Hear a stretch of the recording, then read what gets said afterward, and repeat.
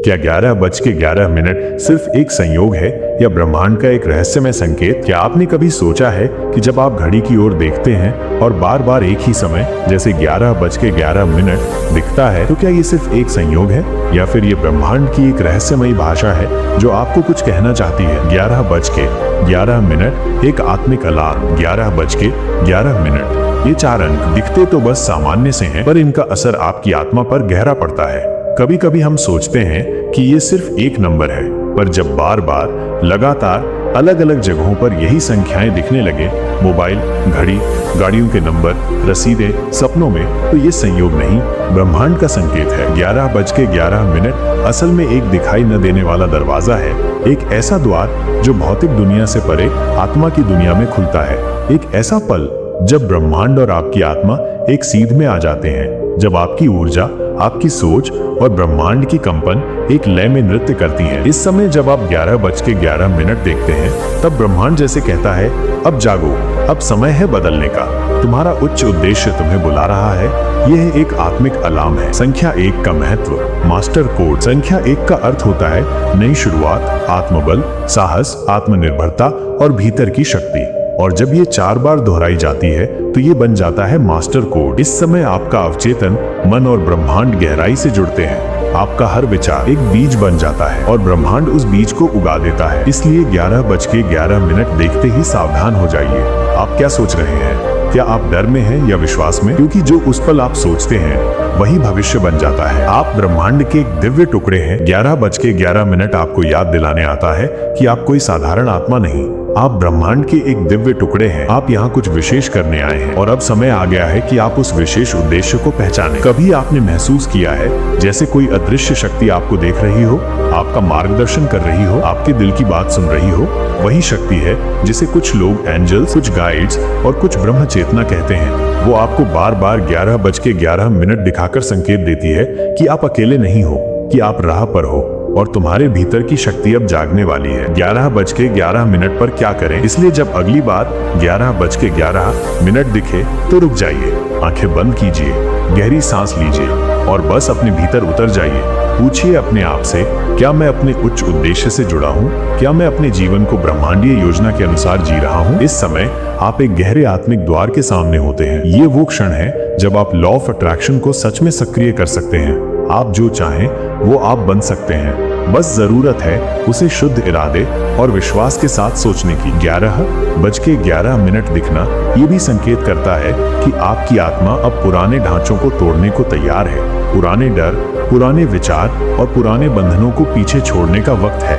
अब नई ऊर्जा आ रही है। अब एक नया आप जन्म ले रहा है। ब्रह्मांड ने आपको चुना है और याद रखिए, ये संकेत सबको नहीं मिलते। ये सिर्फ उन्हें मिलते हैं जो अंदर से तैयार होते हैं, जिनकी आत्मा सच की प्यास रखती है, जिन्होंने दुनिया की चकाचौंध में अपना असली स्वरूप खो दिया है और अब उसे वापस पाना चाहते हैं। अगर आप उन लोगों में से हैं जिन्हें 11:11 बार बार दिखता है, तो जान लीजिए ब्रह्मांड आपको चुन चुका है। अब आप बच नहीं सकते।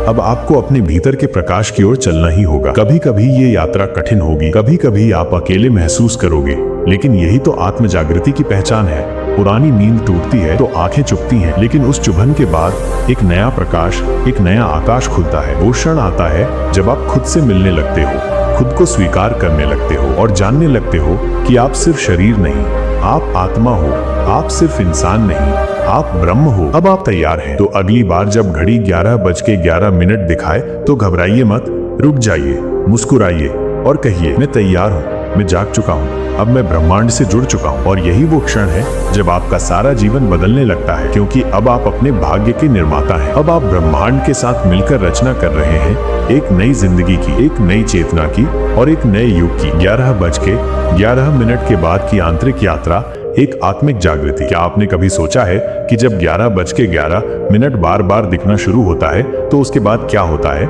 शुरुआत में सब कुछ बहुत जादुई लगता है। हर चीज में संकेत दिखने लगते हैं, मन में सवाल जागते हैं और आत्मा हर उत्तर को भीतर ही खोजने लगती है। लेकिन 11:11 की रहस्यपूर्ण झलक के बाद जो असली यात्रा शुरू होती है वो बाहर की नहीं, भीतर की होती है। यह एक आत्मिक जागृति की यात्रा है जहां पुराने आप की मृत्यु और नए आप का जन्म होता है। इस पल से आपका जीवन धीरे धीरे बदलने लगता है। आप पुराने लोगों से दूर होने लगते हैं, आपकी आदतें, इच्छाएं, सोचने का तरीका सब कुछ टूटने लगता है। क्यों? क्योंकि अब ब्रह्मांड आपको वही नहीं रहने देगा जो आप पहले थे।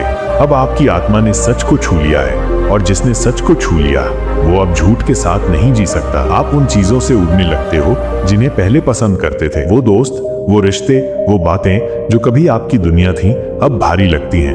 अब आप अकेले रहना पसंद करने लगते हैं। मौन अच्छा लगने लगता है। प्रकृति के साथ वक्त बिताना मन को शांत करता है। लेकिन ये अकेलापन सजा नहीं, ये आत्मा की तैयारी है। ब्रह्मांड आपको सब कुछ हटाकर सिर्फ आपके भीतर ले जाना चाहता है, जहां आप खुद से मिल सकें, जहां आप ये समझ सकें कि आप कौन हैं और क्यों इस धरती पर आए हो। इस यात्रा में आप कई सवालों से गुजरते हो। मेरे जीवन का मकसद क्या है? क्या ये सब कुछ जो मैं अब तक जी रहा था वो सिर्फ एक सपना था? क्या मैं वो हूँ जो मुझे दूसरों ने बना दिया, या वो हूँ जिसे ब्रह्मांड ने चुना? और फिर जवाब भीतर से आता है। धीरे धीरे आपको एहसास होता है कि आप सिर्फ हड्डियों और मांस से बने शरीर नहीं, आप ऊर्जा है, चेतना है, प्रकाश है। आप ब्रह्मांड का ही एक टुकड़ा है। अब आपको हर चीज में संकेत दिखने लगते हैं। 222, 333, 444, 555। हर संख्या एक संदेश बन जाती है।